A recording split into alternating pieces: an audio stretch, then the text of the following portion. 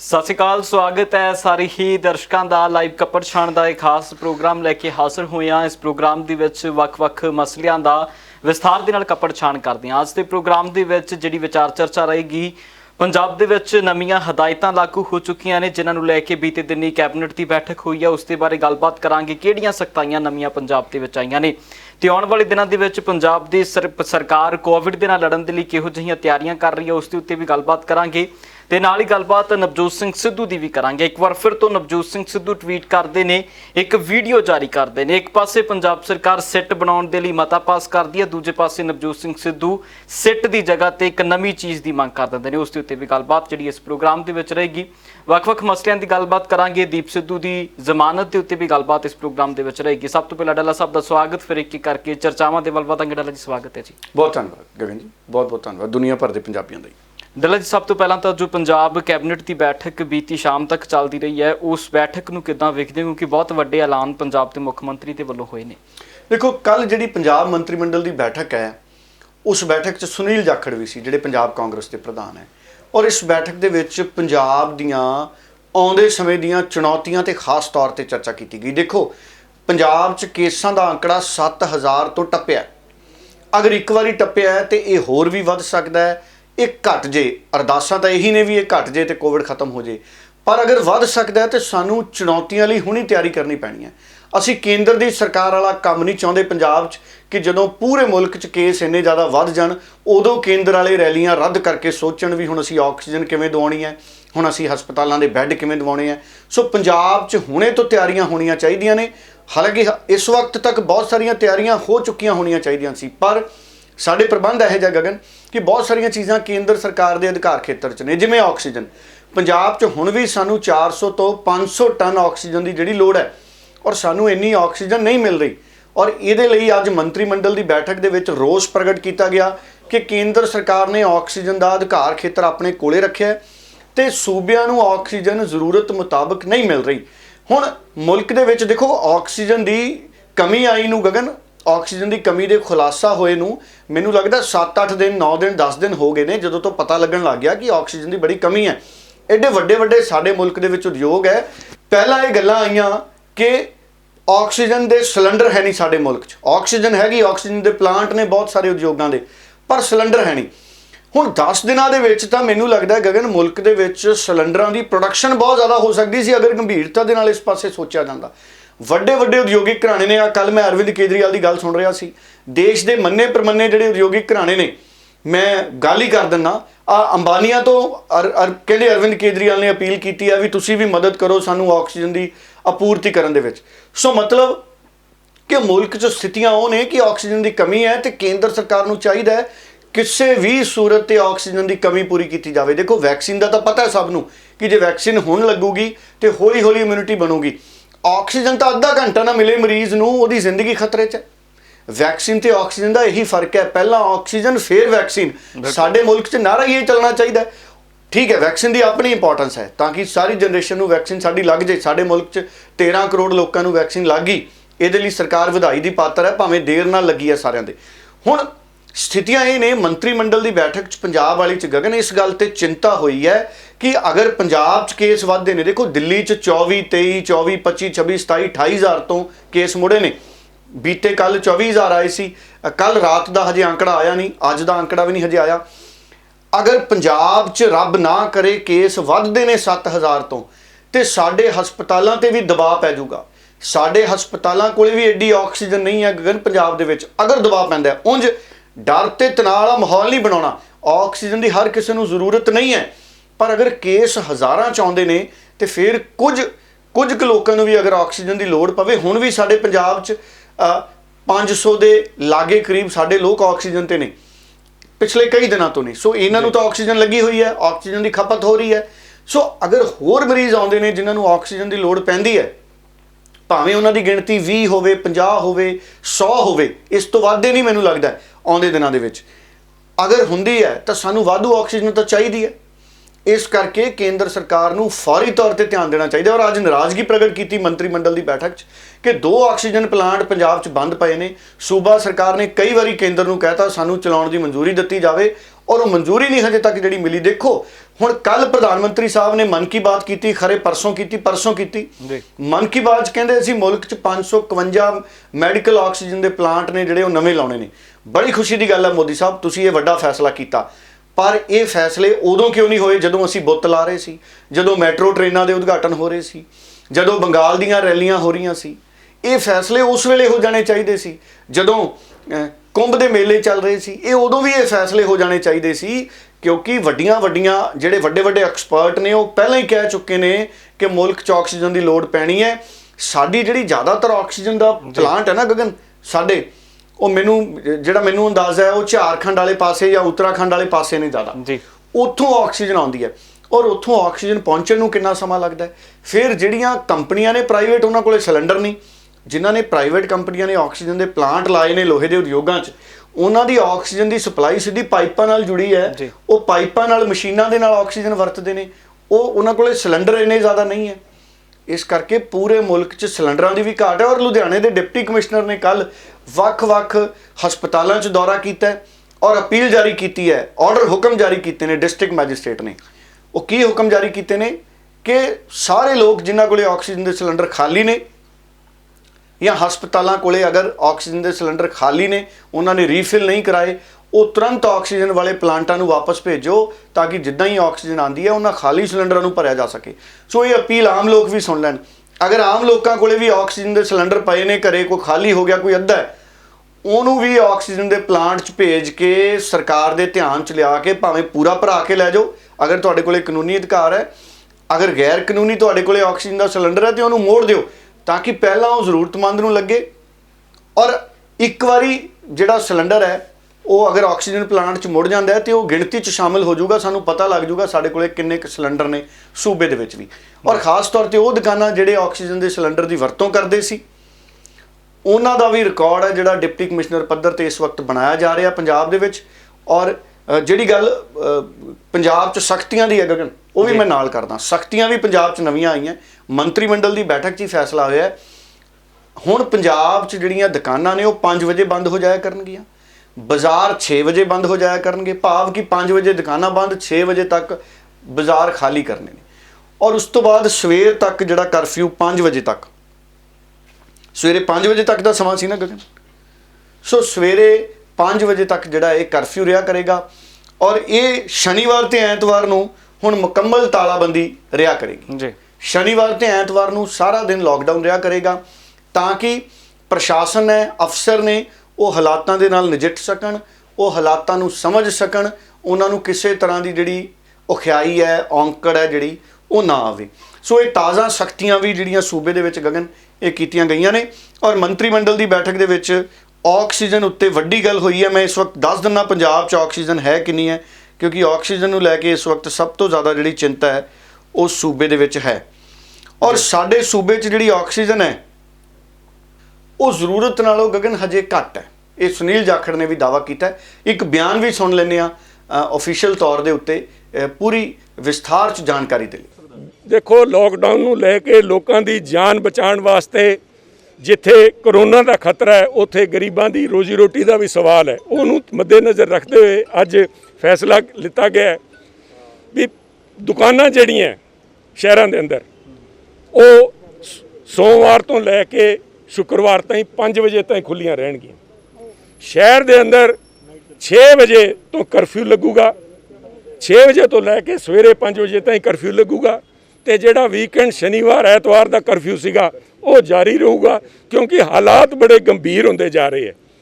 7,500 ਤੋਂ ਅੱਜ ਆંકੜਾ ਕ੍ਰਾਸ ਕਰ ਗਿਆ ਤੇ ਅਜੇ ਜੇ ਸਾਡੇ ਕੋਲ ਆਕਸੀਜਨ ਨਹੀਂ ਪਹੁੰਚੀ, ਦਵਾਈਆਂ ਨਹੀਂ ਪਹੁੰਚੀਆਂ, ਤੇ ਮੈਂ ਸਮਝਦਾ ਪੰਜਾਬ ਦੇ ਸਾਹਮਣੇ ਹੋਰ ਵੀ ਵੱਡਾ ਇੱਕ ਚੁਣੌਤੀ ਸਾਹਮਣੇ ਖੜੀ ਹੈ, ਜਿਹਦੇ ਵਾਸਤੇ ਸਾਨੂੰ ਸਾਰਿਆਂ ਨੂੰ ਮਿਲ ਕੇ ਹਿੱਲਾ ਕਰਨਾ ਪਊਗਾ। ਸੋ ਆਪਾਂ ਗੱਲ ਸੁਣੀਆਂ ਵਿਸਥਾਰ ਦੇ ਵਿੱਚ।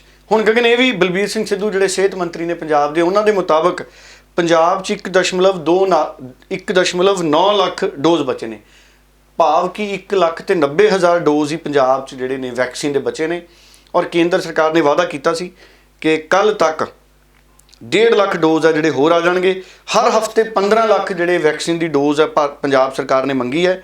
ਤੇ ਸੂਬੇ 'ਚ 30 ਲੱਖ ਤੋਂ ਜ਼ਿਆਦਾ ਜਿਹੜੇ ਲੋਕ ਨੇ ਉਹਨਾਂ ਨੂੰ ਟੀਕਾਕਰਨ ਹੋ ਚੁੱਕਿਆ ਪੰਜਾਬ ਦੇ ਵਿੱਚ। ਸੋ 3 ਕਰੋੜ ਦੀ ਸਾਡੀ ਆਬਾਦੀ ਹੈ, ਜਿਹੜੇ ਵੋਟਰ ਨੇ ਉਹ 1 ਕਰੋੜ 96 ਲੱਖ ਹੈ। ਮੈਨੂੰ ਲੱਗਦਾ ਟੀਕੇ ਲੱਗਣ ਵਾਲੀ ਜਿਹੜੇ ਹੋਣਗੇ ਟੋਟਲ 2.25 ਕਰੋੜ ਜਾਂ 2.5 ਕਰੋੜ ਲੋਕ ਪੰਜਾਬ ਦੇ ਹੋ ਸਕਦੇ ਆ ਜਿਹੜੇ 18 ਸਾਲ ਤੋਂ ਉੱਪਰ ਹੋਣਗੇ, ਜਿਨ੍ਹਾਂ ਨੂੰ ਟੀਕੇ 1 ਮਈ ਤੋਂ ਲੱਗਣੇ ਸ਼ੁਰੂ ਹੋਣੇ ਨੇ। ਹੁਣ ਤੱਕ 30 ਲੱਖ ਲੋਕਾਂ ਦਾ ਟੀਕਾਕਰਨ ਹੋ ਗਿਆ। ਸੋ ਟੀਕਾ ਲਵਾਉਣਾ ਬਹੁਤ ਜ਼ਰੂਰੀ ਹੈ। ਮੈਂ ਕੈਪਟਨ ਅਮਰਿੰਦਰ ਸਿੰਘ ਦਾ ਬਿਆਨ ਸੁਣ ਰਿਹਾ ਸੀ ਰੇਡੀਓ ਦੇ ਉੱਤੇ ਅੱਜ ਸਵੇਰੇ ਜਦੋਂ ਮੈਂ ਕਾਰ ਸਟਾਰਟ ਕੀਤੀ ਗਗਨ, ਤੇ ਉਹ 'ਚ ਵੀ ਕੈਪਟਨ ਅਮਰਿੰਦਰ ਕਹਿ ਰਹੇ ਸੀ ਵੀ ਮੈਂ ਵੀ ਦੋਵੇਂ ਟੀਕੇ ਲਵਾ ਲਏ, ਇਹਨਾਂ ਨਾਲ ਕੁਝ ਨਹੀਂ ਹੁੰਦਾ। ਬਹੁਤ ਸਾਰੇ ਲੋਕਾਂ 'ਚ ਵਹਿਮ ਭਰਮ ਨੇ ਵੀ ਟੀਕੇ ਨਾਲ ਪਤਾ ਨਹੀਂ ਸਿਹਤ ਖਰਾਬ ਹੋ ਜਾਂਦੀ ਹੈ। ਸੋ ਟੀਕਾ ਲਵਾਉਣਾ ਚਾਹੀਦਾ। ਮੈਂ ਤਾਂ ਆਪ ਬਿਮਾਰ ਹੋ ਗਿਆ ਸੀ, ਠੀਕ ਹੋ ਕੇ ਆਇਆ। ਸੋ ਬਿਮਾਰ ਹੋਣ ਤੋਂ 6 ਹਫ਼ਤਿਆਂ ਬਾਅਦ ਜਾਂ ਡਾਕਟਰਾਂ ਦੀ ਸਲਾਹ ਮੁਤਾਬਕ ਫਿਰ ਟੀਕਾ ਲਵਾਉਣਾ ਪੈਂਦਾ। ਸੋ ਮੈਂ ਵੀ ਲਵਾ ਲੈਣਾ ਜਦੋਂ ਮੇਰੀ ਵਾਰੀ ਆਉਂਦੀ ਹੈ। ਟੀਕਾ ਜ਼ਰੂਰ ਲਵਾਉਣਾ ਚਾਹੀਦਾ ਸਾਰਿਆਂ ਨੂੰ। ਬਚਾਅ ਦੇ ਵਿੱਚ ਹੀ ਬਚਾਅ ਹੈ। ਔਰ ਉਹਨਾਂ ਲੋਕਾਂ ਦੀ ਗੱਲ ਵੱਲ ਧਿਆਨ ਨਾ ਦਿਓ।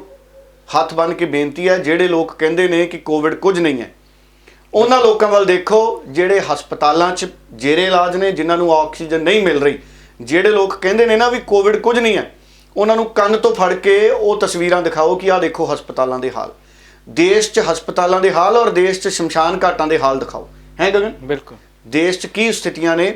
ਹਜੇ ਵੀ ਮੈਂ ਹੈਰਾਨ ਹਾਂ ਕਿ ਕਈ ਲੋਕ ਇਹੋ ਜਿਹੇ ਨੇ ਜਿਹੜੇ ਕਹਿੰਦੇ ਕੁਝ ਨਹੀਂ। ਸੋ ਇਹੋ ਜਿਹੇ ਲੋਕਾਂ ਤੋਂ ਸਾਨੂੰ ਸਾਵਧਾਨ ਹੋਣ ਦੀ ਲੋੜ ਹੈ, ਕਿਉਂਕਿ ਉਹ ਗੁੰਮਰਾਹ ਕਰਦੇ ਨੇ ਕਿਤੇ ਨਾ ਕਿਤੇ ਸਮਾਜ ਨੂੰ। ਬਿਲਕੁਲ ਜੀ ਗਗਨ। ਤੇ ਡਿਲਰ ਸਾਹਿਬ, ਇਸ ਦੇ ਨਾਲ ਹੀ ਜੇਕਰ ਹੁਣ ਵੇਖੀਏ ਜਿਸ ਤਰ੍ਹਾਂ ਲਗਾਤਾਰ ਕੇਸ ਵੱਧ ਰਹੇ ਨੇ, ਕਿਉਂਕਿ ਜੋ ਕੱਲ ਦਾ ਅੰਕੜਾ ਸੀ ਉਹ ਬਹੁਤ ਵੱਡੇ ਪੱਧਰ ਦੇ ਉੱਤੇ ਵੇਖਣ ਨੂੰ ਮਿਲਿਆ, ਜਿਸ ਤੋਂ ਬਾਅਦ ਇਹ ਫੈਸਲੇ ਹੋਏ ਨੇ। ਕੀ ਚੁਣੌਤੀਆਂ ਜਿਹੜੀਆਂ ਹੋਰ ਪੰਜਾਬ ਸਰਕਾਰ ਦੇ ਸਾਹਮਣੇ ਆ ਸਕਦੀਆਂ ਨੇ, ਕਿਉਂਕਿ ਆਕਸੀਜਨ ਨੂੰ ਲੈ ਕੇ ਚਰਚਾਵਾਂ ਨੇ, ਇਸ ਤੋਂ ਬਾਅਦ ਬੈੱਡਾਂ ਦੀਆਂ ਗੱਲਾਂ ਆ ਜਾਣੀਆਂ ਨੇ, ਹੋਰ ਕਿਹੜੀਆਂ ਚੁਣੌਤੀਆਂ ਜਿਹੜੀਆਂ ਪੰਜਾਬ ਸਰਕਾਰ ਦੇ ਅੱਗੇ ਦੇਖੋ, ਹਰ ਜ਼ਿਲ੍ਹੇ ਨੇ ਕੀ ਕੀਤਾ, ਚੁਣੌਤੀਆਂ ਸਾਡੇ ਅੱਗੇ ਬਹੁਤ ਨੇ। ਹੁਣ ਕੱਲੇ ਜ਼ਿਲ੍ਹੇ ਦਾ ਡਿਪਟੀ ਕਮਿਸ਼ਨਰ ਆਪਣੇ ਜ਼ਿਲ੍ਹੇ 'ਚ ਕਿੰਨੇ ਕੁ ਸਿਲੰਡਰ ਨੇ, ਆਕਸੀਜਨ ਕਿਹੜੇ ਹਸਪਤਾਲਾਂ ਕੋਲੇ ਕਿੰਨੇ ਸਿਲੰਡਰ ਨੇ, ਹਸਪਤਾਲਾਂ ਤੋਂ ਇਲਾਵਾ ਕੋਈ ਫੈਕਟਰੀਆਂ ਵਾਲੇ ਦੁਕਾਨਦਾਰ ਨੇ ਉਹਨਾਂ ਕੋਲੇ ਕਿੰਨੇ ਸਿਲੰਡਰ ਨੇ, ਆਕਸੀਜਨ ਦੇ ਸਿਲੰਡਰਾਂ ਦੀ ਡਿਪਟੀ ਕਮਿਸ਼ਨਰ ਲਿਸਟ ਬਣਾ ਰਹੇ ਨੇ। ਔਰ ਜਿਹੜੀਆਂ ਜ਼ਰੂਰੀ ਗੋਲੀਆਂ ਨੇ, ਦਵਾਈਆਂ ਨੇ, ਰੈਮਡਿਸਿਵਰ ਜੀ, ਲੁਧਿਆਣੇ ਦੇ ਡਿਪਟੀ ਕਮਿਸ਼ਨਰ ਨੇ ਤਾਂ ਬਕਾਇਦਾ ਇੱਕ ਪ੍ਰੈਸ ਨੋਟ ਜਾਰੀ ਕਰਕੇ ਦੱਸਤਾ ਵੀ ਕਿਹੜੇ ਹਸਪਤਾਲ 'ਚ ਰੈਮਡਿਸਿਵਰ ਦੀਆਂ ਕਿੰਨੀਆਂ ਦਵਾਈਆਂ ਪਈਆਂ, ਕਿੰਨੇ ਪੈਕ ਪਏ ਨੇ। ਉਹ ਸ਼ੀਸ਼ੀ ਆ, ਪਤਾ ਲਈ ਹਾਂ ਸ਼ੀਸ਼ੀ ਹੈ, ਵੀ ਕਿੰਨੀਆਂ ਡੋਜ਼ ਕਹਿ ਲਈਏ, ਕਿੰਨੇ ਡੋਜ਼ ਪਏ ਨੇ। ਮਤਲਬ ਕਿ ਪੰਜਾਬ ਨੇ ਬੜੀ ਚੰਗੀ ਤਿਆਰੀ ਸ਼ੁਰੂ ਕੀਤੀ ਹੈ। ਹਰ ਜ਼ਿਲ੍ਹੇ ਦੇ ਡਿਪਟੀ ਕਮਿਸ਼ਨਰ ਨੇ, ਖਾਸ ਤੌਰ ਤੇ ਮੈਂ ਲੁਧਿਆਣੇ ਦੇ ਡਿਪਟੀ ਕਮਿਸ਼ਨਰ ਦਾ ਉਹ ਪ੍ਰੈਸ ਨੋਟ ਦੇਖਿਆ ਸੀ ਜਿਹਦੇ 'ਚ ਉਹਨਾਂ ਨੇ ਪੂਰੀ ਵਿਸਥਾਰ 'ਚ, ਉਧਰ ਲੁਧਿਆਣੇ ਦੇ ਡਿਪਟੀ ਕਮਿਸ਼ਨਰ ਨੇ ਵੀ ਗਗਨ ਖਾਸ ਅਭਿਆਨ ਸ਼ੁਰੂ ਕਰਤਾ। ਕੱਲੇ ਫੈਕਟਰੀ ਦਾ, ਹਸਪਤਾਲਾਂ ਦਾ ਪੂਰਾ ਵੇਰਵਾ ਲੈ ਰਹੇ ਨੇ। ਵਰਿੰਦਰ ਸ਼ਰਮਾ ਪਹਿਲਾਂ ਜਲੰਧਰ 'ਚ ਡਿਪਟੀ ਕਮਿਸ਼ਨਰ ਹੁੰਦੇ ਸੀ, ਸੋ ਬਤੌਰ ਜਲੰਧਰ ਦੇ ਡਿਪਟੀ ਕਮਿਸ਼ਨਰ ਵੀ ਉਹਨਾਂ ਨੇ ਪਹਿਲੀ ਲਹਿਰ ਵੇਲੇ ਬੜਾ ਚੰਗਾ ਕੰਮ ਕੀਤਾ। ਹੁਣ ਲੁਧਿਆਣੇ 'ਚ ਨੇ, ਆਕਸੀਜਨ ਦੇ ਪਲਾਂਟ ਦਾ ਦੌਰਾ ਕੀਤਾ। ਤਸਵੀਰਾਂ ਤੁਸੀਂ ਦੇਖ ਸਕਦੇ ਹੋ ਨਾਲ ਆਕਸੀਜਨ ਦੇ ਪਲਾਂਟ 'ਚ ਗਏ, ਪੂਰਾ ਮੌਕਾ ਮੁਆਇਨਾ ਵੀ ਕਿੰਨੇ ਸਿਲੰਡਰ ਨੇ, ਕਿੰਨੇ ਸਿਲੰਡਰ ਦੀ ਉਪਲਬਧਤਾ ਹੋ ਸਕਦੀ ਹੈ, ਕਿਵੇਂ ਰੀਫਿਲਿੰਗ ਹੁੰਦੀ ਹੈ। ਔਰ ਬਾਅਦ 'ਚ ਇੱਕ ਹੁਕਮ ਜਾਰੀ ਕੀਤਾ, ਰਿਟਨ ਲਿਖਤੀ, ਤੇ ਫਿਰ ਉਹਨਾਂ ਦੀ ਵੀਡੀਓ 'ਚ ਗੱਲ ਸੁਣਦੇ ਆ ਉਹਨਾਂ ਨੇ ਕੀ ਹੁਕਮ ਦਿੱਤਾ ਹੈ ਕਿ ਸਾਰਿਆਂ ਨੂੰ ਜ਼ਰੂਰੀ ਹੈ ਕਿ ਆਪਣੇ ਜਿਹੜੇ ਗੈਸ ਸਿਲੰਡਰ ਨੇ, ਜਿਹੜੇ ਖਾਲੀ ਨੇ ਆਕਸੀਜਨ ਦੇ ਸਿਲੰਡਰ ਨੇ, ਭਾਵੇਂ ਹਸਪਤਾਲ ਨੇ ਭਾਵੇਂ ਕੋਈ ਵੀ ਹੈ, ਉਹ ਤੁਰੰਤ ਆਪਣੇ ਆਕਸੀਜਨ ਦੇ ਪਲਾਂਟ ਤੇ ਵਾਪਸ ਭੇਜੇ ਜਾਣ। ਵਰਿੰਦਰ ਸ਼ਰਮਾ ਲੁਧਿਆਣੇ ਦੇ ਡਿਪਟੀ ਕਮਿਸ਼ਨਰ ਉਹਨਾਂ ਦੀ ਗੱਲ ਸੁਣ ਲਈਏ ਇੱਕ ਵਾਰੀ। ਆਕਸੀਜਨ ਦੀ ਸਪਲਾਈ ਦੇ ਲਈ ਸਾਨੂੰ ਖਾਲੀ ਸਿਲੰਡਰਾਂ ਦੀ ਬਹੁਤ ਲੋੜ ਹੈ। ਇਹਦੇ ਲਈ ਮੈਂ ਬਤੌਰ ਡਿਸਟ੍ਰਿਕਟ ਮੈਜਿਸਟ੍ਰੇਟ ਅੱਜ ਇਹ ਆਰਡਰ ਕੀਤਾ ਹੈਗਾ ਕਿ ਜਿੰਨੇ ਵੀ ਖਾਲੀ ਸਿਲੰਡਰ ਇੰਡਸਟਰੀ ਕੋਲੇ ਆਕਸੀਜਨ ਦੇ ਜਾਂ ਭਰੇ ਹੋਏ ਜਿਹੜੇ ਪਏ ਨੇ, ਉਹਨਾਂ ਨੂੰ ਉਹ ਤੁਰੰਤ ਵਾਪਸ ਕਰਨਗੇ। ਜਿਹੜੇ ਵੀ ਬੋਟਲਿੰਗ ਪਲਾਂਟ ਨੇ ਆਕਸੀਜਨ ਦੇ, ਜਿੱਥੋਂ ਕਿ ਉਹ ਆਕਸੀਜਨ ਦੀ ਸਪਲਾਈ ਲੈਂਦੇ ਨੇ, ਇਹਨਾਂ ਜਿਹੜੇ ਸਿਲੰਡਰਾਂ ਨੂੰ ਅਸੀਂ ਅੱਗੇ ਵਰਤ ਕੇ ਹਸਪਤਾਲਾਂ ਤੱਕ ਆਕਸੀਜਨ ਪਹੁੰਚਾਵਾਂਗੇ। ਜਿੱਥੇ ਪੁੰਨ ਵਾਲਾ ਕੰਮ ਹੈ ਉੱਥੇ ਹੀ ਇਹ ਆਦੇਸ਼ ਹੈ ਸਰਕਾਰ ਦਾ, ਤੇ ਤੁਹਾਨੂੰ ਤੁਰੰਤ ਇਹਦੀ ਪਾਲਣਾ ਕਰਨੀ ਚਾਹੀਦੀ ਹੈ। ਤੇ ਡਿਲਰ ਸਾਹਿਬ, ਉਧਰ ਜਿਸ ਤਰ੍ਹਾਂ ਤੁਸੀਂ ਵੀ ਪਿਛਲੇ ਪ੍ਰੋਗਰਾਮਾਂ ਦੇ ਵਿੱਚ ਇਸ ਗੱਲ ਦਾ ਜ਼ਿਕਰ ਕਰਦੇ ਰਹੇ ਹੋ ਕਿ ਇਲੈਕਸ਼ਨ ਇਸ ਦੌਰ ਦੇ ਵਿੱਚ ਨਹੀਂ ਸੀ ਹੋਣੇ ਚਾਹੀਦੇ। ਹੁਣ ਇਸ ਚੀਜ਼ ਨੂੰ ਲੈ ਕੇ ਮਦਰਾਸ ਹਾਈ ਕੋਰਟ ਦੇ ਵੱਲੋਂ ਇੱਕ ਸੂ ਮੋਟੋ ਲਿਆ ਗਿਆ, ਜਿਸ ਦੇ ਵਿੱਚ ਉਹਨਾਂ ਨੇ ਕਿਹਾ ਹੈ ਇਲੈਕਸ਼ਨ ਕਮਿਸ਼ਨ ਨੂੰ ਕਿ ਤੁਹਾਡੀ ਜਿਹੜੀ ਕਾਰਗੁਜ਼ਾਰੀ ਹੈ ਉਹ ਸਹੀ ਨਹੀਂ ਰਹੀ, ਜਿਸ ਕਰਕੇ ਜਿਹੜੇ ਦੇਸ਼ ਦੇ ਵਿੱਚ ਕਰੋਨਾ ਮਹਾਮਾਰੀ ਦੇ ਕੇਸ ਨੇ ਵਧੇ ਨੇ। ਇਹਨੂੰ ਤੁਸੀਂ ਕਿੱਦਾਂ ਵੇਖ ਰਹੇ ਹੋ? ਦੇਖੋ, ਮਦਰਾਸ ਹਾਈ ਕੋਰਟ ਨੇ ਬਹੁਤ ਵੱਡਾ ਜਿਹੜਾ ਹੈਗਾ ਇਹ ਟਿੱਪਣੀ ਕੀਤੀ ਹੈ, ਖਾਸ ਤੌਰ ਤੇ ਇਲੈਕਸ਼ਨ ਕਮਿਸ਼ਨ ਤੇ। ਤੁਸੀਂ ਦੇਖੋ, ਇਲੈਕਸ਼ਨ ਕਮਿਸ਼ਨ ਨੂੰ ਨਜ਼ਰ ਹੀ ਨਹੀਂ ਆਇਆ ਉੱਥੇ ਪੱਛਮੀ ਬੰਗਾਲ 'ਚ ਕਿੰਨੇ ਕੇਸ ਆ ਰਹੇ ਨੇ, ਔਰ ਇਲੈਕਸ਼ਨ ਕਮਿਸ਼ਨ ਨੂੰ ਨਜ਼ਰ ਹੀ ਨਹੀਂ ਆਇਆ ਕਿ ਰੈਲੀਆਂ 'ਚ ਕਿੰਨੇ ਲੋਕ ਨੇ ਜਿਹੜੇ ਉਹ ਬਿਨਾਂ ਮਾਸਕਾਂ ਤੋਂ ਜਾ ਰਹੇ ਨੇ। ਭਾਵੇਂ ਪ੍ਰਧਾਨ ਮੰਤਰੀ ਦੀ ਰੈਲੀ ਹੈ, ਭਾਵੇਂ ਗ੍ਰਹਿ ਮੰਤਰੀ ਦੀ, ਭਾਵੇਂ ਮਮਤਾ ਬਨਰਜੀ ਦੀ ਮੁੱਖ ਮੰਤਰੀ ਦੀ, ਭਾਵੇਂ ਕਾਂਗਰਸੀਆਂ ਦੀ ਰੈਲੀ ਹੈ, ਇੰਨੇ ਲੋਕ ਆ ਰਹੇ ਨੇ। ਮੈਂ ਹੈਰਾਨ ਆ, ਇਲੈਕਸ਼ਨ ਕਮਿਸ਼ਨ ਵਾਲੇ ਚਾਹ ਦਾ ਕੱਪ ਗਿਣਨ ਤੱਕ ਜਾਂਦੇ ਸੀ ਗਗਨ। ਬਿਲਕੁਲ, ਚਾਹ ਦਾ ਕੱਪ ਗਿਣ ਲੈਂਦੇ ਸੀ। ਜਦੋਂ ਪੰਜਾਬ 'ਚ ਚੋਣਾਂ ਦੇਖੀਆਂ ਮੈਂ, ਕਿ ਚਾਹ ਕਿੰਨੇ ਕੱਪ ਆ ਰਹੀ ਹੈ, ਝੰਡੀਆਂ ਕਿਹਦੀਆਂ ਲੱਗੀਆਂ ਹੋਈਆਂ ਨੇ, ਉੱਥੇ ਮਾਸਕ ਨਹੀਂ ਗਿਣੇ ਇਲੈਕਸ਼ਨ ਕਮਿਸ਼ਨ ਨੇ। ਕਾਹਦਾ ਇਲੈਕਸ਼ਨ ਕਮਿਸ਼ਨ ਹੋਇਆ ਜੀ ਸਾਡਾ? ਅਸੀਂ ਐਡਾ ਮਾਣ ਕਰਦੇ ਹਾਂ ਇਲੈਕਸ਼ਨ ਕਮਿਸ਼ਨ ਤੇ, ਐਡੇ ਐਡੇ ਬ੍ਰਾਂਡ ਐਂਬੈਸਡਰ ਇਲੈਕਸ਼ਨ ਕਮਿਸ਼ਨ ਰੱਖਦਾ ਹੈ। ਅਸੀਂ ਇਲੈਕਸ਼ਨ ਕਮਿਸ਼ਨ ਦੀ ਤਾਰੀਫ ਕਰਦੇ ਨਹੀਂ ਥੱਕਦੇ ਹੈ ਜੀ। ਆ ਤਾਂ ਜਿਹਨੂੰ ਪੰਜਾਬੀ ਚ ਕਹਿੰਦੇ ਆ ਨਾ, ਸਿਰ ਸੁਆਹ ਪਵਾ ਲਈ। ਬਿਲਕੁਲ। ਪੱਛਮੀ ਬੰਗਾਲ ਚ ਆ ਕਹਾਵਤਾਂ ਸਾਡੀਆਂ ਬਜ਼ੁਰਗ ਬੀਬੀਆਂ ਕਹਿੰਦੀਆਂ ਹੁੰਦੀਆਂ। ਇਲੈਕਸ਼ਨ ਕਮਿਸ਼ਨ ਨੇ ਉਹ ਕੰਮ ਕੀਤਾ ਕਿ ਮੈਨੂੰ ਲੱਗਦਾ ਹੈ ਇਲੈਕਸ਼ਨ ਕਮਿਸ਼ਨ ਦੇ ਇਤਿਹਾਸ 'ਚ ਕਾਲਾ ਵਰਕਾ ਹੋ। 6ਵੇਂ 7ਵੇਂ ਗੇੜ ਦੀਆਂ 7 ਗੇੜ ਦੀਆਂ ਵੋਟਾਂ ਪੈ ਗਈਆਂ, ਹਜੇ ਵੀ ਚੋਣਾਂ ਰੋਕ ਦਿਓ ਇਲੈਕਸ਼ਨ ਕਮਿਸ਼ਨ ਸਾਹਿਬ, ਰੱਦ ਕਰ ਦਿਓ। ਦੇਸ਼ ਨੂੰ ਚੋਣਾਂ ਨਹੀਂ ਚਾਹੀਦੀਆਂ, ਰਾਸ਼ਟਰਪਤੀ ਸ਼ਾਸਨ ਲਾ ਦਿਓ। ਜੰਮੂ ਕਸ਼ਮੀਰ ਵਿੱਚ ਵੀ ਤਾਂ ਰਾਸ਼ਟਰਪਤੀ ਸ਼ਾਸਨ ਹੈ ਨਾ। ਜੰਮੂ ਕਸ਼ਮੀਰ 'ਚ ਕੀ ਹੈ ਜੀ? ਰਾਸ਼ਟਰਪਤੀ ਸ਼ਾਸਨ ਹੈ। ਉੱਥੇ ਵੋਟਾਂ ਪੈ ਰਹੀਆਂ ਨੇ ਇਲੈਕਸ਼ਨ ਕਮਿਸ਼ਨ ਸਾਹਿਬ, ਉੱਥੇ ਵੀ ਕਰਾ ਲੈਂਦੇ ਫਿਰ। ਸੋ ਇਸ ਕਰਕੇ ਸਰਕਾਰਾਂ ਦੀ ਪਲੈਨਿੰਗ 'ਚ ਕਮੀ ਹੈ। ਇਲੈਕਸ਼ਨ ਕਮਿਸ਼ਨ ਨੂੰ ਵੀ ਮੈਨੂੰ ਕਹਿਣਾ ਨਹੀਂ ਚਾਹੀਦਾ, ਇਲੈਕਸ਼ਨ ਕਮਿਸ਼ਨ ਨੂੰ ਜੁਰਅਤ ਨਾਲ ਕੰਮ ਕਰਨਾ ਚਾਹੀਦਾ। ਮੁਲਕ 'ਚ ਸੰਵਿਧਾਨਕ ਤਾਕਤਾਂ ਨੇ ਇਲੈਕਸ਼ਨ ਕਮਿਸ਼ਨ ਕੋਲੇ, ਸੰਵਿਧਾਨਕ ਤਾਕਤਾਂ ਹੋਣ ਤੇ ਜੁਰਅਤ ਨਾ ਹੋਵੇ ਇਲੈਕਸ਼ਨ ਕਮਿਸ਼ਨ 'ਚ। ਹਾਈ ਕੋਰਟ ਨੇ ਦੇਖੋ ਟਿੱਪਣੀ ਐਵੇਂ ਥੋੜੀ ਕੀਤੀ ਹੈ। ਇਲੈਕਸ਼ਨ ਕਮਿਸ਼ਨ ਕਹਿੰਦੇ ਅਗਰ ਨਾ ਖਿਆਲ ਰੱਖਿਆ ਅਸੀਂ ਵੋਟਾਂ ਦੀ ਚਲਦੀ ਗਿਣਤੀ ਰੋਕ ਦਿਆਂਗੇ। ਹਾਈ ਕੋਰਟ ਕਹਿੰਦਾ, ਦੇਖੋ ਹਾਈ ਕੋਰਟ ਨੇ ਔਰ ਮੁਲਕ 'ਚ ਗਗਨ ਹਾਈ ਕੋਰਟ ਨੇ ਔਰ ਸਾਡੀਆਂ ਅਦਾਲਤਾਂ ਨੇ ਬੜਾ ਚੰਗਾ ਕੰਮ ਕੀਤਾ ਜਦੋਂ ਦਾ ਆਕਸੀਜਨ ਦੀ ਕਮੀ ਆਈ ਹੈ। ਅਗਰ ਹਾਈ ਕੋਰਟਾਂ ਦੀ, ਸੁਪਰੀਮ ਕੋਰਟਾਂ ਦੀ ਸਖਤੀ ਨਾ ਹੁੰਦੀ, ਨਹੀਂ ਇੰਤਜ਼ਾਮ ਹੋਣੇ ਸੀ ਜੀ ਸਰਕਾਰਾਂ ਤੋਂ। ਸਰਕਾਰਾਂ ਨੇ ਰੁੱਝੇ ਰਹਿਣਾ ਸੀ ਰੈਲੀਆਂ ਰੂਲੀਆਂ 'ਚ ਆਪਣੇ। ਬਿਲਕੁਲ। ਮੰਤਰੀਆਂ ਦੀਆਂ ਐਡੀਆਂ ਐਡੀਆਂ ਵੱਡੀਆਂ ਕੋਠੀਆਂ ਨੇ, ਉੱਥੇ ਲਵੇ ਕੋਈ ਬੰਦਾ ਨਹੀਂ ਫਟਕਦਾ। ਉਹਨਾਂ ਨੂੰ ਕਾਹਦੀ ਚਿੰਤਾ? ਉਹਨਾਂ ਨੇ ਸਟੇਜ ਤੇ ਰੈਲੀ ਕਰਨੀ ਆ, ਉੱਥੇ 20-20 ਫੁੱਟ ਕੋਈ ਨਹੀਂ ਹੁੰਦਾ। ਜਹਾਜ਼ 'ਚ ਬਹਿਣਾ, ਆਪਣੇ ਜਹਾਜ਼ ਨੇ ਹੁਣ ਤਾਂ, ਫਿਰ ਕੋਠੀ 'ਚ ਲੈਂਡ ਕਰ ਜਾਣਾ। ਆਮ ਲੋਕਾਂ ਨੇ ਰੋਜ਼ੀ ਰੋਟੀ ਕਮਾਉਣ ਲਈ ਬਾਜ਼ਾਰਾਂ 'ਚ ਵੀ ਜਾਣਾ ਹੈ, ਸਬਜ਼ੀ ਖਰੀਦਣ ਵੀ ਜਾਣਾ ਹੈ ਜੀ। ਇਹਨਾਂ ਦੀਆਂ ਤਾਂ ਸਬਜ਼ੀਆਂ ਲਈ ਵੀ ਬੰਦੇ ਅਲੱਗ ਰੱਖੇ ਹੋਣੇ ਮੇਰੇ ਖਿਆਲ। ਬਿਲਕੁਲ। ਸਬਜ਼ੀਆਂ ਨੂੰ ਵੀ ਇਹਨਾਂ ਨੇ ਤਾਂ ਅਲੱਗ ਬੰਦਿਆਂ ਦੀ ਡਿਊਟੀ ਲਾਈ ਹੋਣੀ। ਸੋ ਇਸ ਕਰਕੇ ਇਹ ਅਦਾਲਤਾਂ ਦਾ ਹੋਣਾ ਕਿਸੇ ਮੁਲਕ 'ਚ ਪ੍ਰਭਾਵੀ ਹੋਣਾ ਬਹੁਤ ਜ਼ਰੂਰੀ ਹੈ। ਸੋ ਇਲੈਕਸ਼ਨ ਕਮਿਸ਼ਨ ਦੀ ਕਿਤੇ ਨਾ ਕਿਤੇ ਕਮੀ ਰਹੀ। ਤੁਸੀਂ ਦੇਖੋ ਆ ਬਿਹਾਰ 'ਚ ਜਦੋਂ ਚੋਣਾਂ ਹੋਈਆਂ ਉਦੋਂ ਕਿੱਡਾ ਮਜ਼ਾਕ ਉੱਡਿਆ। ਲੋਕ ਕਹਿੰਦੇ ਕੋਈ ਕੋਵਿਡ ਹੈ ਨਹੀਂ, ਲੀਡਰ ਕਹੀ ਜਾਣ ਉੱਥੇ ਵੀ ਕੁਝ ਨਹੀਂ ਹੁੰਦਾ ਜੀ, ਸਾਰੇ ਫੋਲੋ ਕਰ ਰਹੇ ਨੇ ਪ੍ਰੋਟੋਕੋਲ। ਫਿਰ ਮੁੜ ਕੇ ਪੱਛਮੀ ਬੰਗਾਲ 'ਚ ਕਰਾਤੀਆਂ। 5 ਸੂਬਿਆਂ 'ਚ ਦੇਖ ਲਓ। ਮੈਨੂੰ ਲੱਗਦਾ ਤੁਰੰਤ ਰੋਕ ਦੇਣੀਆਂ ਚਾਹੀਦੀਆਂ ਨੇ ਇਹ ਚੋਣਾਂ, ਜਿੱਥੇ ਹੈ ਇੱਥੇ ਰੋਕ ਦੇਣੀਆਂ ਚਾਹੀਦੀਆਂ ਨੇ। ਮੁਲਕ 'ਚ ਆਕਸੀਜਨ ਹੈ ਨਹੀਂ, ਇਹਨਾਂ ਨੂੰ ਵੋਟਾਂ ਦੀ ਪਈ। ਬਿਲਕੁਲ। ਤੁਸੀਂ ਦੱਸੋ, ਉਧਰ ਧਿਆਨ ਲਾਓ। ਜਿਹੜੇ ਤੁਹਾਡੇ ਅਫਸਰ ਮਸ਼ੀਨਾਂ ਸਾਂਭਦੇ ਫਿਰਦੇ ਆ, ਵੋਟਾਂ ਸਾਂਭਣਗੇ, ਉਹਨਾਂ ਨੂੰ ਆਕਸੀਜਨ ਦੇ ਸਿਲੰਡਰਾਂ ਦੀ ਗਿਣਤੀ ਤੇ ਲਾਓ, ਆਕਸੀਜਨ ਦੇ ਸਿਲੰਡਰਾਂ ਦੇ ਪ੍ਰਬੰਧ ਤੇ ਲਾਓ। ਮੁਲਕ 'ਚ ਸਭ ਤੋਂ, ਸਾਡਾ ਮੁਲਕ ਆਕਸੀਜਨ ਦੇ ਉਤਪਾਦਨ 'ਚ ਨੰਬਰ 1 ਹੈ ਸ਼ਾਇਦ ਗਗਨ, ਤੇ ਸਾਨੂੰ ਦੇਖ ਲਵਾਂ ਨੰਬਰ 1 ਵਾਲਿਆਂ ਨੂੰ ਆਕਸੀਜਨ ਨਹੀਂ ਮਿਲ ਰਹੀ। ਬਿਲਕੁਲ। ਭਾਵੇਂ ਲੋੜ ਘੱਟ ਹੈ ਪਰ ਉਪਲਬਧਤਾ ਹੋਣੀ ਚਾਹੀਦੀ ਹੈ ਨਾ। ਅਗਰ ਕੇਸ ਬਹੁਤ ਜ਼ਿਆਦਾ ਵੱਧ ਗਏ ਫਿਰ ਕੀ ਕਰਾਂਗੇ? ਬਿਲਕੁਲ। ਸੋ ਇਹ ਜ਼ਰੂਰ ਜਿਹੜਾ ਵੇਖਣਾ ਚਾਹੀਦਾ, ਇਸ ਸਵਾਲ ਦੇ ਵੱਲ ਧਿਆਨ ਵੀ ਦੇਣਾ ਚਾਹੀਦਾ। ਡੱਲਾ ਸਾਹਿਬ, ਅਗਲੇ ਸਵਾਲ ਦੇ ਵੱਲ ਵਧਣ ਤੋਂ ਪਹਿਲਾਂ ਇੱਕ ਗੱਲ ਪਾਕਿਸਤਾਨ ਦੀ ਵੀ ਕਰਾਂਗੇ। ਪਾਕਿਸਤਾਨ ਨੇ ਵੀ ਪੰਜਾਬ ਨੂੰ ਜਿਹੜਾ ਆਫਰ ਕੀਤੀ ਹੈ ਕਿ ਜੇਕਰ ਜ਼ਰੂਰਤ ਪਈ ਤਾਂ ਅਸੀਂ ਤੁਹਾਨੂੰ ਵੈਂਟੀਲੇਟਰ ਤੇ ਆਕਸੀਜਨ ਮੁਹੱਈਆ ਕਰਵਾ ਸਕਦੇ ਹਾਂ। ਇਸ ਜਿਹੜੇ ਬਿਆਨ ਨੂੰ ਤੁਸੀਂ ਕਿੱਦਾਂ ਵੇਖ ਰਹੇ ਹੋ? ਚੰਗੀ ਗੱਲ ਹੈ ਜੀ। ਦੇਖੋ, ਜਦੋਂ ਮਨੁੱਖਤਾ ਦੇ ਉੱਤੇ, ਜਦੋਂ ਪੂਰੀ ਮਨੁੱਖਤਾ ਤੇ ਐਡੀ ਵੱਡੀ ਵਿਪਤਾ ਹੈ, ਤੇ ਜੇ ਪਾਕਿਸਤਾਨ ਨੇ ਕੋਈ ਚੰਗੀ ਗੱਲ ਕੀਤੀ ਹੈ ਤੇ ਉਹਦਾ ਸਵਾਗਤ ਕਰਨਾ ਬਣਦਾ ਗਗਨ। ਇਹ ਤਾਂ ਖੁੱਲ੍ਹਦਿਲੀ ਦਿਖਾਣੀ ਚਾਹੀਦੀ ਹੈ ਦੋਹਾਂ ਮੁਲਕਾਂ ਨੂੰ। ਇਸ ਮੌਕੇ ਜੀ ਖੁੱਲ੍ਹਦਿਲੀ ਦਿਖਾਣੀ ਚਾਹੀਦੀ ਹੈ। ਬਿਲਕੁਲ। ਤੇ ਡੱਲਾ ਸਾਹਿਬ, ਹੁਣ ਪੰਜਾਬ ਦੀ ਸਿਆਸਤ ਦੇ ਵੱਲੋਂ ਵੀ ਪਰਤੀਏ ਤੇ ਪੰਜਾਬ ਦੀ ਸਿਆਸਤ 'ਚ ਵੀ ਵੱਡੇ ਭੁਚਾਲ ਵੇਖਣ ਨੂੰ ਮਿਲ ਰਹੇ ਨੇ। ਬੀਤੇ ਦਿਨ ਦੀ ਕੈਬਨਿਟ ਬੈਠਕ ਦੇ ਵਿੱਚ ਇੱਕ ਪਾਸੇ ਜਿੱਥੇ ਚਰਚਾ ਹੁੰਦੀ ਹੈ ਤੇ ਮਤਾ ਪਾਸ ਹੁੰਦਾ SIT ਬਣਾਉਣ ਨੂੰ ਲੈ ਕੇ, ਉਧਰ ਦੂਜੇ ਪਾਸੇ ਨਵਜੋਤ ਸਿੰਘ ਸਿੱਧੂ ਫਿਰ ਇੱਕ ਟਵੀਟ ਛੱਡਦੇ ਨੇ ਜਿਸ ਦੇ ਵਿੱਚ ਉਹ ਕਹਿੰਦੇ ਕਿ SIT ਨਹੀਂ ਬਣਨੀ ਚਾਹੀਦੀ, ਇੱਕ ਕੋਰਟ ਬਣਨੀ ਚਾਹੀਦੀ ਹੈ ਜਿਸ ਦੇ ਵਿੱਚ ਫਾਸਟ ਟਰੈਕ ਤਰੀਕੇ ਨਾਲ ਇੱਕ ਕੰਮ ਹੋਣਾ ਚਾਹੀਦਾ ਤੇ ਇਸ ਫੈਸਲਾ ਹੋਣਾ ਚਾਹੀਦਾ ਇਸ ਮਸਲੇ। ਇਹਨੂੰ ਕਿੱਦਾਂ ਵੇਖਦੇ ਹੋ ਤੁਸੀਂ? ਦੇਖੋ, ਨਵਜੋਤ ਸਿੰਘ ਸਿੱਧੂ ਨੇ ਤਾਂ ਟਵੀਟ ਕੀਤਾ, ਪਰ ਮੈਂ ਉਸ ਤੋਂ ਪਹਿਲਾਂ ਪੰਜਾਬ ਦੇ ਮੰਤਰੀ ਮੰਡਲ ਦੀ ਬੈਠਕ ਦੀ ਗੱਲ ਕਰਦਾ। ਸੁਨੀਲ ਜਾਖੜ ਦਾ ਬਿਆਨ ਵੀ ਸੁਣ ਲੈਂਦੇ ਹਾਂ। SIT ਦੇ ਉੱਤੇ ਵੀ ਸੁਨੀਲ ਜਾਖੜ ਨੇ ਕਿਹਾ ਕਿ ਸਹਿਮਤੀ ਬਣ ਗਈ ਇੱਕ ਤਰੀਕੇ ਨਾਲ, ਨਵੇਂ ਸਿਰੇ ਤੋਂ SIT ਬਣੂਗੀ। ਹੁਣ ਕਦੋਂ ਬਣੂਗੀ, ਕਿਸ ਰੂਪ 'ਚ ਬਣੂਗੀ, ਕਿਹਦੀ ਅਗਵਾਈ 'ਚ ਬਣੂਗੀ, ਕੀ DGP ਦੀ ਅਗਵਾਈ 'ਚ ਬਣੂਗੀ, ਉਹ ਹਜੇ ਦੇਖਣ ਵਾਲੀ ਗੱਲ ਹੈ। SIT ਤੇ ਵੀ ਸੁਨੀਲ ਜਾਖੜ ਦਾ ਇੱਕ ਵਾਰੀ ਬਿਆਨ ਸੁਣ ਲੈਂਦੇ। ਦੇਖੋ, ਉਹਦੇ ਮਸਲੇ ਤੇ ਇੱਕ ਅਸੀਂ ਅੱਜ ਰੈਜ਼ੋਲੂਸ਼ਨ ਪਾਸ ਕੀਤਾ ਹੈ। ਉਹ ਰੈਜ਼ੋਲੂਸ਼ਨ ਦੀ ਕਾਪੀਜ਼ ਮੈਂ ਸਾਰਿਆਂ ਨੂੰ ਤੁਹਾਨੂੰ ਦੇ ਦੂੰਗਾ। ਉਹਦੇ ਵਿੱਚ ਆਹੀ ਫੈਸਲਾ ਕੀਤਾ ਗਿਆ ਵੀ ਫੌਰੀ ਤੌਰ ਤੇ ਜਿਸ ਤਰ੍ਹਾਂ ਸੇ ਹਾਈ ਕੋਰਟ ਨੇ ਜਿਹੜੇ ਆਪਣੇ ਕਮੈਂਟਸ ਦਿੱਤੇ ਹੈ ਉਸ ਜਜਮੈਂਟ ਦੇ ਅੰਦਰ, ਉਹਨਾਂ ਨੂੰ ਮੱਦੇਨਜ਼ਰ ਰੱਖਦੇ ਹੋਏ ਫੌਰੀ ਤੌਰ ਤੇ SIT ਨਵੀਂ ਬਣਾਈ ਜਾਵੇ।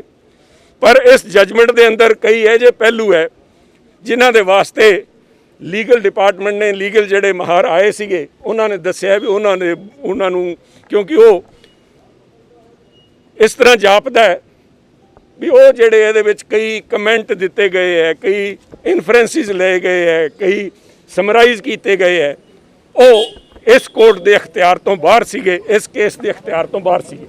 ਉਹਨਾਂ ਨੂੰ ਬਣਦੀ ਯੋਗ ਕਾਰਵਾਈ ਸੁਪਰੀਮ ਕੋਰਟ 'ਚ ਕਰਨ ਦੇ ਆਦੇਸ਼ ਵੀ ਅੱਜ ਸੀਐਮ ਸਾਹਿਬ ਨੇ ਲਾਅ ਡਿਪਾਰਟਮੈਂਟ ਨੂੰ ਦੇਤੇ ਸਨ। ਹੁਣ ਗਗਨ ਦੇਖੋ, ਨਵਜੋਤ ਸਿੱਧੂ ਲਗਾਤਾਰ ਕਹਿ ਰਿਹਾ, ਨਵਜੋਤ ਸਿੱਧੂ ਕਹਿੰਦਾ ਵੀ ਸਿੱਟ ਦੀ ਲੋੜ ਨਹੀਂ, ਜਾਂ ਤਾਂ ਵਿਸ਼ੇਸ਼ ਅਦਾਲਤ ਹੀ ਬਣਾ ਦਿਓ। ਵੈਸੇ ਕਿਤੇ ਨਾ ਕਿਤੇ ਗੱਲ ਨਵਜੋਤ ਸਿੰਘ ਸਿੱਧੂ ਦੀ ਵੀ ਸਹੀ ਹੈ ਗਗਨ। ਹਰ ਵਾਰੀ ਅਸੀਂ ਸਿੱਟ ਬਣਾ ਦਿੰਦੇ ਹਾਂ, ਪਹਿਲਾਂ ਜੋਰਾ ਸਿੰਘ ਕਮਿਸ਼ਨ ਬਣਿਆ, ਫਿਰ ਰਣਜੀਤ ਸਿੰਘ ਕਮਿਸ਼ਨ ਬਣਿਆ, ਇਕਬਾਲ ਸਿੰਘ ਸਹੋਤਾ ਸਾਹਿਬ ਦੀ ਸਿੱਟ ਬਣੀ, ਫਿਰ ਪ੍ਰਬੋਧ ਕੁਮਾਰ ਔਰ ਕੰਵਰ ਵਿਜੇ ਪ੍ਰਤਾਪ ਦੀ ਸਿੱਟ ਬਣੀ। 4 ਜਾਂਚਾਂ ਹੋ ਗਈਆਂ ਇੱਕ ਤਰੀਕੇ ਨਾਲ। ਹੁਣ 5ਵੀਂ ਸਿੱਟ ਬਣਾਉਣ ਦੀਆਂ ਫਿਰ ਗੱਲਾਂ ਹੋ ਰਹੀਆਂ ਨੇ। ਕੀ ਲੋੜ ਹੈ 5ਵੀਂ ਸਿੱਟ ਬਣਾਉਣ ਦੀ? ਸਿੱਧੀ ਵਿਸ਼ੇਸ਼ ਅਦਾਲਤ ਬਣਾਓ, ਵਿਸ਼ੇਸ਼ ਅਦਾਲਤ ਬਣਾਓ ਔਰ ਸਿੱਟ ਨੂੰ ਵਿਸ਼ੇਸ਼ ਅਦਾਲਤ ਦੇ ਨਾਲ ਜੋੜੋ ਤਾਂ ਕਿ ਹਰ ਰੋਜ਼ ਦੀ ਸੁਣਵਾਈ ਹੋਵੇ। ਮੈਂ ਤਾਂ ਕਹਿੰਦਾ 12 ਘੰਟੇ ਦੀ ਸੁਣਵਾਈ ਹੋਣੀ ਚਾਹੀਦੀ ਹੈ ਵਿਸ਼ੇਸ਼ ਅਦਾਲਤ 'ਚ, ਤੇ ਇਹ ਮਸਲੇ ਨੂੰ ਨਿਬੇੜ ਕੇ ਦੋਸ਼ੀਆਂ ਨੂੰ ਸਜ਼ਾਵਾਂ ਦਿੱਤੀਆਂ ਜਾਣ। ਐਡੇ ਵੱਡੇ ਮਸਲੇ ਨੇ, ਸਰਕਾਰਾਂ ਪਤਾ ਨਹੀਂ ਕਿਉਂ ਲਟਕਾਈ ਜਾਂਦੀਆਂ ਨੇ। ਬਿਲਕੁਲ।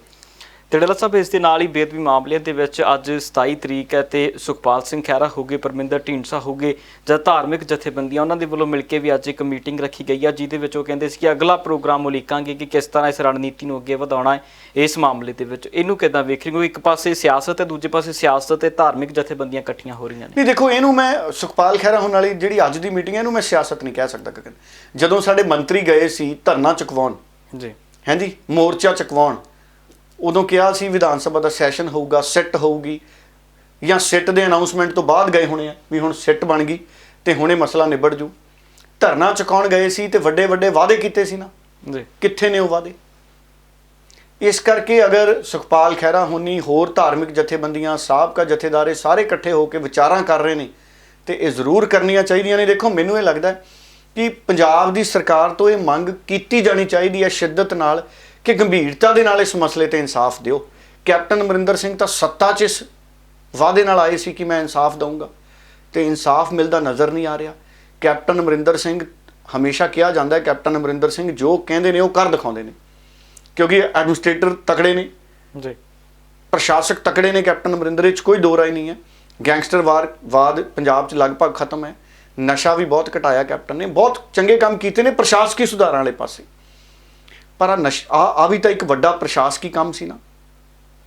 ਕੰਟਰੋਲ ਸਿੱਧਾ ਮੁੱਖ ਮੰਤਰੀ ਕੋ, ਗ੍ਰਹਿ ਮੰਤਰੀ ਕੋਲੇ, ਜਿਵੇਂ ਸਿੱਧੂ ਸਾਹਿਬ ਰੋਜ਼ ਟਵੀਟ ਕਰਦੇ ਆ, ਨਵਜੋਤ ਸਿੱਧੂ। ਸੋ ਕੈਪਟਨ ਅਮਰਿੰਦਰ ਨੂੰ ਇਸ ਪਾਸੇ ਵੀ ਗੰਭੀਰਤਾ ਦਿਖਾਉਣੀ ਬਹੁਤ ਜ਼ਿਆਦਾ ਜ਼ਰੂਰੀ ਹੈ ਗਗਨ ਇਸ ਵਕਤ। ਔਰ ਇਹਦੇ ਨਾਲ ਇੱਕ ਚੰਗੀ ਖਬਰ ਹੋਰ ਹੈ ਗਗਨ, ਮੈਂ ਉਹ ਵੀ ਸਾਂਝੀ ਕਰਦਾ ਕਿਤੇ ਰਹਿ ਨਾ ਜਾਵੇ। ਦਿੱਲੀ 에ਅਰਪੋਰਟ ਦੇ ਉੱਤੇ 318 ਜਿਹੜੇ ਆਕਸੀਜਨ ਦੇ ਕੰਸਨਟ੍ਰੇਟਰ ਪਹੁੰਚ ਗਏ, ਅਮਰੀਕਾ ਤੋਂ ਆਏ ਨੇ ਜੀ। ਕੰਸਨਟ੍ਰੇਟਰ ਕੀ ਹੁੰਦੇ ਨੇ ਗਗਨ? ਕੰਸਨਟ੍ਰੇਟਰ ਹੁੰਦੇ ਨੇ ਵੱਡੇ ਵੱਡੇ ਕੰਟੇਨਰਾਂ ਦੇ ਵਿੱਚ 318 ਆਕਸੀਜਨ ਕੰਸਨਟ੍ਰੇਟਰ ਪਹੁੰਚੇ ਨੇ। ਮੈਂ ਸਧਾਰਨ ਸ਼ਬਦਾਂ 'ਚ ਕਹਿ ਦਿੰਦਾ, ਕੰਸਨਟ੍ਰੇਟਰ ਹੁੰਦੇ ਨੇ ਕੱਚੀ ਸਮੱਗਰੀ, ਰॉ ਮਟੀਰੀਅਲ ਕਹਿ ਦਿੰਦੇ ਆ, ਖਾਦ ਕਹਿ ਦਿੰਦੇ ਆ, ਜਿਹਦੇ ਨਾਲ ਆਕਸੀਜਨ ਬਣਦੀ ਹੈ ਜੀ। ਸੋ ਜਦੋਂ ਆਕਸੀਜਨ ਪਲਾਂਟਾਂ 'ਚ ਆਕਸੀਜਨ ਬਣਨੀ ਹੈ ਜਾਂ ਕਿਤੇ ਵੀ ਆਕਸੀਜਨ ਦੀ ਪੈਦਾਵਾਰ ਹੋਣੀ ਹੈ ਤੇ ਜਿਹੜੇ ਕੰਸਨਟ੍ਰੇਟਰ ਨੇ ਉਹਨਾਂ ਦੀ ਲੋੜ ਹੁੰਦੀ ਹੈ। ਸੋ ਅਮਰੀਕਾ ਨੇ ਭੇਜੇ ਨੇ 318 ਆਕਸੀਜਨ ਦੇ ਕੰਸਨਟ੍ਰੇਟਰ। ਸੋ ਅਮਰੀਕਾ ਦਾ ਬਹੁਤ ਬਹੁਤ ਧੰਨਵਾਦ। ਜਿਹੜੇ ਨਵੇਂ ਉਹਨਾਂ ਦੇ ਰਾਸ਼ਟਰਪਤੀ ਨੇ ਜੋਏ ਬਾਈਡਨ, ਉਹਨਾਂ ਦਾ ਵੀ ਬਹੁਤ ਬਹੁਤ ਧੰਨਵਾਦ। ਔਰ 600 ਅਗਲੇ 2 ਦਿਨਾਂ 'ਚ ਅਮਰੀਕਾ ਵੱਲੋਂ ਆ ਸਕਦੇ ਨੇ।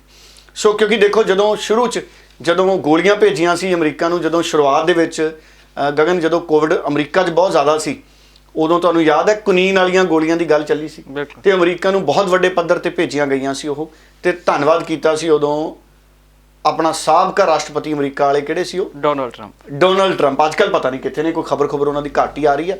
ਸੋ ਡੋਨਲਡ ਟਰੰਪ ਨੇ ਉਦੋਂ ਧੰਨਵਾਦ ਕੀਤਾ ਸੀ। ਹੁਣ ਜੋਏ ਬਾਈਡਨ ਨੇ ਜਿਹੜੇ ਭੇਜਿਆ ਸਾਨੂੰ, ਉਹਦੇ ਲਈ ਉਹਨਾਂ ਦਾ ਧੰਨਵਾਦ। ਔਰ ਨੀਦਰਲੈਂਡ ਨੇ ਭਾਰਤ ਤੋਂ ਆਉਣ ਵਾਲੀਆਂ ਉਡਾਣਾਂ ਦੇ ਉੱਤੇ ਪਾਬੰਦੀ ਲਾਈ ਹੈ।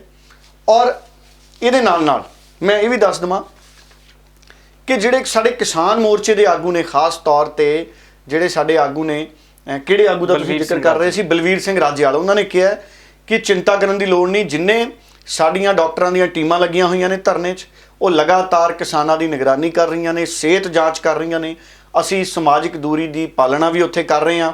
ਉਹਨਾਂ ਨੇ ਇਹ ਭਰੋਸਾ ਦਿੱਤਾ। ਇੱਥੋਂ ਤੱਕ ਕਿਹਾ ਰਾਜੇਵਾਲ ਉਹਨਾਂ ਨੇ ਕਿ ਅਸੀਂ ਬਹੁਤ ਜਲਦ ਅਸੀਂ ਸਾਰੇ ਆਲੇ ਦੁਆਲੇ ਦੇ ਲੋਕਾਂ ਦਾ ਵੀ ਖਿਆਲ ਰੱਖਾਂਗੇ, ਸਾਡੇ ਕੋਲੇ ਬਹੁਤ ਜਿਹੜੀਆਂ ਟੀਮਾਂ ਆ ਸਕਦੀਆਂ ਨੇ। ਦੇਖੋ, ਜਿਹੜੀ ਸਾਡੀ ਬਹੁਤ ਵੱਡੀ ਜਥੇਬੰਦੀ ਹੈ ਗਗਨ, ਆਪਣੀ ਖਾਲਸਾ ਏਡ ਨੇ ਦੇਖੋ ਕਿਵੇਂ ਆਕਸੀਜਨ ਦੀਆਂ ਮਸ਼ੀਨਾਂ ਲੋਕਾਂ ਨੂੰ ਦੇਣੀਆਂ ਸ਼ੁਰੂ ਕਰਤੀਆਂ ਜਿਨ੍ਹਾਂ ਨੂੰ ਆਕਸੀਜਨ ਦੀ ਕਮੀ ਹੈ। ਔਰ ਜਿਹੜੇ ਸਾਡੇ ਗੁਰਦੁਆਰਾ ਸਾਹਿਬ ਨੇ ਜਿਹੜੇ ਗਾਜ਼ੀਆਬਾਦ ਦੇ ਵਿੱਚ ਗੁਰਦੁਆਰਾ ਸਾਹਿਬ ਦੇ ਬਾਹਰ ਹੀ ਲੋਕਾਂ ਨੂੰ ਆਕਸੀਜਨ ਲਾਈ ਜਾ ਰਹੀ ਹੈ, ਉੱਥੇ ਵੱਡੀ ਗਿਣਤੀ 'ਚ ਹਜੇ ਵੀ ਲੋਕ ਆਕਸੀਜਨ ਲਵਾ ਰਹੇ ਨੇ। ਕੱਲ ਮੈਂ ਇੱਕ ਕੌਮੀ ਟੀਵੀ ਤੇ ਦੇਖ ਰਿਹਾ ਸੀ, ਰਵੀਸ਼ ਕੁਮਾਰ ਵਾਲੇ ਤੇ, ਉਹਦੇ ਤੇ ਵੀ ਇਹ ਖਬਰ ਚੱਲ ਰਹੀ ਸੀ ਕਿ ਗੁਰਦੁਆਰਾ ਸਾਹਿਬ ਦੇ ਬਾਹਰ ਲੋਕਾਂ ਨੇ, ਜਾਂ ਉਹ ਸੀ ਜਾਂ ਹੋਰ ਵੀ ਹੋ ਸਕਦਾ, ਮੈਨੂੰ ਕੋਈ ਹੋ ਸਕਦਾ ਨਾਮ ਦਾ ਭੁਲੇਖਾ ਹੋਵੇ, ਪਰ ਮੈਨੂੰ ਲੱਗਦਾ ਉਹੀ ਸੀਗਾ ਕਿਉਂਕਿ ਮੈਂ ਜ਼ਿਆਦਾਤਰ ਉਹੀ ਦੇਖਦਾ। ਉਹ ਫਿਰ ਉੱਥੇ ਵੀ ਜਿਹੜੀ ਹੈ ਗੁਰਦੁਆਰਾ ਸਾਹਿਬ ਦੇ ਬਾਹਰ ਆਕਸੀਜਨ ਲੱਗ ਰਹੀ ਸੀ। ਸੋ ਦੇਖੋ ਕਿੱਡੀ ਵੱਡੀ ਗੱਲ ਹੈ ਜੀ। ਸੋ ਇਸ ਕਰਕੇ ਇਸ ਵਕਤ ਆਕਸੀਜਨ ਦੀ ਸੇਵਾ ਵੀ ਬਹੁਤ ਵੱਡੀ ਸੇਵਾ ਹੈ। ਸੋ ਇਸ ਕਰਕੇ ਆਕਸੀਜਨ ਵਾਲੇ ਪਾਸੇ ਸਰਕਾਰ ਨੂੰ ਸਾਰਾ ਧਿਆਨ ਲਾ ਦੇਣਾ ਚਾਹੀਦਾ। ਗੱਲ ਸੁਣ ਲਈਏ ਲੱਖੋਵਾਲ ਸਾਹਿਬ ਦੀ ਵੀ, ਰਾਜੇਵਾਲ ਸਾਹਿਬ ਦੀ ਵੀ, ਬਲਬੀਰ ਸਿੰਘ ਰਾਜੇਵਾਲ ਉਹਨਾਂ ਦੀ ਵੀ ਗੱਲ ਸੁਣ ਲਈਏ। ਇਹੋ ਜਿਹੇ ਮੌਕੇ ਜਦੋਂ ਕੇਂਦਰ ਸਰਕਾਰ ਹਰ ਫਰੰਟ ਤੇ ਫੇਲ ਹੋ ਰਹੀ ਹੈ, ਉਹ ਇਸ ਮੋਰਚੇ ਨੂੰ ਕੋਵਿਡ ਦੇ ਨਾਂ ਤੇ ਬਦਨਾਮ ਕਰਨਾ ਚਾਹੁੰਦੀ ਹੈ। ਅਸੀਂ ਸਪਸ਼ਟ ਕਰ ਦੇਣਾ ਚਾਹੁੰਦੇ ਹਾਂ ਵੀ ਅੱਜ ਤੱਕ 5 ਮਹੀਨੇ ਹੋ ਗਏ ਇਹ ਮੋਰਚਾ ਚੱਲਦੇ ਨੂੰ, ਇੱਕ ਵੀ ਕੋਵਿਡ ਦਾ ਕੇਸ ਸਾਡੇ ਕਿਸੇ ਵੀ ਨਾਕੇ ਦੇ ਉੱਤੇ ਸਾਹਮਣੇ ਨਹੀਂ ਆਇਆ। ਔਰ ਇਹ ਵੀ ਦੂਸਰੇ ਪਾਸੇ ਦੇਖਣ ਵਾਲੀ ਗੱਲ ਹੈ, ਸਰਕਾਰ ਦਾ ਇਖਲਾਕ ਕੋਈ ਹੈ ਨਹੀਂ। ਖੁਦ ਪ੍ਰਧਾਨ ਮੰਤਰੀ, ਗ੍ਰਹਿ ਮੰਤਰੀ ਜਿਹੜੇ ਰਾਜਾਂ ਦੇ ਵਿੱਚ ਚੋਣ ਹੋ ਰਹੀ ਹੈ, ਬੰਗਾਲ ਦੇ ਵਿੱਚ, ਆਸਾਮ ਦੇ ਵਿੱਚ, ਉੱਥੇ ਵੱਡੀਆਂ ਵੱਡੀਆਂ ਰੈਲੀਆਂ ਨੂੰ ਸੰਬੋਧਨ ਕਰ ਰਹੇ ਨੇ। ਕੋਈ ਨੋਰਮਸ ਜਿਹੜੇ ਨੇ ਉਹ ਫੋਲੋ ਨਹੀਂ ਕੀਤੇ ਜਾ ਰਹੇ। ਔਰ ਸਰਕਾਰ ਜਿਹੜਾ ਹਰ ਰੋਜ਼ ਸਾਨੂੰ ਬੁਲਾ ਕੇ ਕਹਿੰਦੀ ਹੈ ਵੀ ਤੁਸੀਂ ਕੋਵਿਡ ਵਾਸਤੇ ਵੈਕਸੀਨ ਲਵਾ ਲਓ, ਟੈਸਟਿੰਗ ਕਰਾ ਲਓ। ਅਸੀਂ ਸਪਸ਼ਟ ਕਰ ਦੇਣਾ ਚਾਹੁੰਦੇ ਹਾਂ, ਸਾਡੇ ਕੋਲ ਆਪਣੀ ਮੈਡੀਕਲ ਟੀਮ ਹੈ, ਵੱਡੀ ਗਿਣਤੀ ਵਿੱਚ ਸਾਡੇ ਕੋਲ ਡਾਕਟਰ ਅਵੇਲੇਬਲ ਨੇ। ਅਸੀਂ ਆਪਣੀ ਟੀਮ ਨੂੰ ਕਿਹਾ ਵੀ ਉਹ ਸਾਰੇ ਨਾਕਿਆਂ ਤੇ ਪਹਿਲਾਂ ਤਾਂ ਸਾਡੇ ਆਪਣੇ ਬੰਦੇ ਨੂੰ ਚੈੱਕ ਕਰਨ, ਉਹਨਾਂ ਨੂੰ ਜੋ ਕੁਝ ਚਾਹੀਦਾ ਉਹ ਕਰਨ। ਅਸੀਂ ਸੈਨੀਟਾਈਜੇਸ਼ਨ ਦਾ ਕੰਮ ਆਪ ਕਰਦੇ ਹਾਂ। ਬਲਬੀਰ ਸਿੰਘ ਰਾਜੇਵਾਲ ਉਹਨਾਂ ਦੀ ਗੱਲਬਾਤ ਤੁਸੀਂ ਸੁਣੀ ਹੈ। ਤੇ ਡੱਲਾ ਸਾਹਿਬ ਉਧਰ ਕਿਸਾਨੀ ਸੰਘਰਸ਼ ਦੇ ਨਾਲ ਹੀ ਗੱਲਬਾਤ ਜਿਹੜੀ ਦੀਪ ਸਿੱਧੂ ਦੀ ਵੀ ਕਰਾਂਗੇ। ਦੀਪ ਸਿੱਧੂ ਦੀ ਵੀ ਕਹਿੰਦੇ ਬੀਤੇ ਦਿਨ ਜਿਹੜੀ ਜ਼ਮਾਨਤ ਹੋ ਗਈ, ਜ਼ਮਾਨਤ ਹੋ ਗਈ। ਸੋ ਦੀਪ ਸਿੰਘ ਸਿੱਧੂ ਨੂੰ ਵੀ ਬਹੁਤ ਬਹੁਤ ਮੁਬਾਰਕਾਂ। ਸੋ ਕੱਲ ਜ਼ਮਾਨਤ ਹੋਈ ਸੀ ਦੀਪ ਸਿੱਧੂ ਉਹਨਾਂ ਦੀ। ਹੁਣ ਦੇਖਦੇ ਹਾਂ ਕਿ ਜ਼ਮਾਨਤ ਤੋਂ ਬਾਅਦ ਹੁਣ ਲੋਕਾਂ ਦੇ ਨਾਲ ਰੂਬਰੂ ਦੀਪ ਸਿੱਧੂ ਕਿਵੇਂ ਤੇ ਕਿਸ ਰੂਪ ਦੇ ਵਿੱਚ ਹੁੰਦੇ ਨੇ। ਸੋ ਦੀਪ ਸਿੱਧੂ 2 ਮਾਮਲਿਆਂ ਦੇ ਵਿੱਚ ਉਹਨਾਂ ਨੂੰ ਜ਼ਮਾਨਤ ਮਿਲ ਗਈ। ਪਹਿਲਾਂ ਇੱਕ ਮਾਮਲੇ 'ਚ ਜ਼ਮਾਨਤ ਮਿਲੀ ਸੀ ਜਿਹੜਾ 26 ਜਨਵਰੀ ਵਾਲਾ ਸੀ, ਤੇ ਫਿਰ ਉਸੇ ਦਿਨ ਲਾਲ ਕਿਲ੍ਹਾ ਦੇ ਵਿੱਚ ਜਿਹੜੀ ਤੋੜ-ਭੰਨ ਹੋਈ ਸੀ ਕੁਝ ਸਮਾਨ ਦੀ, ਪੁਰਾਤੱਤਵ ਮਹਿਕਮੇ ਨੇ ਇੱਕ FIR ਦਰਜ ਕਰਾਈ ਸੀ। ਉਹਦੇ ਵਿੱਚ ਵੀ ਫਿਰ ਉਹਨੂੰ ਨਵੇਂ ਸਿਰੇ ਤੋਂ ਗ੍ਰਿਫਤਾਰ ਕੀਤਾ ਗਿਆ ਸੀ। ਸੋ ਉਸ ਮਾਮਲੇ ਦੇ ਵਿੱਚ ਵੀ ਹੁਣ ਦੀਪ ਸਿੱਧੂ ਦੀ ਜਿਹੜੀ ਜ਼ਮਾਨਤ ਹੈ ਉਹ ਹੋ ਗਈ ਹੈ। ਬਿਲਕੁਲ। ਸੋ ਵੇਖਦੇ ਹਾਂ ਕਿ ਆਉਣ ਵਾਲੇ ਦਿਨਾਂ ਦੇ ਵਿੱਚ ਸੰਘਰਸ਼ ਕਿੱਧਰ ਪਾਸੇ ਨੂੰ ਜਾਂਦਾ, ਕਿਉਂਕਿ ਇਹ ਲਗਾਤਾਰ ਚਰਚਾਵਾਂ ਨੇ ਕਿ ਜੇਕਰ ਦੀਪ ਸਿੱਧੂ ਬਾਹਰ ਆਉਂਦਾ ਤਾਂ ਵੱਖਰਾ ਤਰੀਕਾ, ਵੱਖਰਾ ਨੌਜਵਾਨੀ ਦਾ ਹਜੂਮ ਜਿਹੜਾ ਵੇਖਣ ਨੂੰ ਮਿਲ ਸਕਦਾ। ਸੋ ਉਹ ਵੀ ਜ਼ਰੂਰ ਵੇਖਾਂਗੇ ਆਉਣ ਵਾਲੇ ਦਿਨਾਂ ਦੇ ਵਿੱਚ ਕਿੱਧਰ ਨੂੰ ਇਹ ਚੀਜ਼ਾਂ ਜਿਹੜੀਆਂ ਲੈ ਕੇ ਜਾਂਦੀਆਂ ਸੰਘਰਸ਼ ਨੂੰ। ਫਿਲਹਾਲ ਦੇ ਲਈ ਇਜਾਜ਼ਤ ਚਾਹਾਂਗੇ। ਡੱਲਾ ਸਾਹਿਬ ਬਹੁਤ ਬਹੁਤ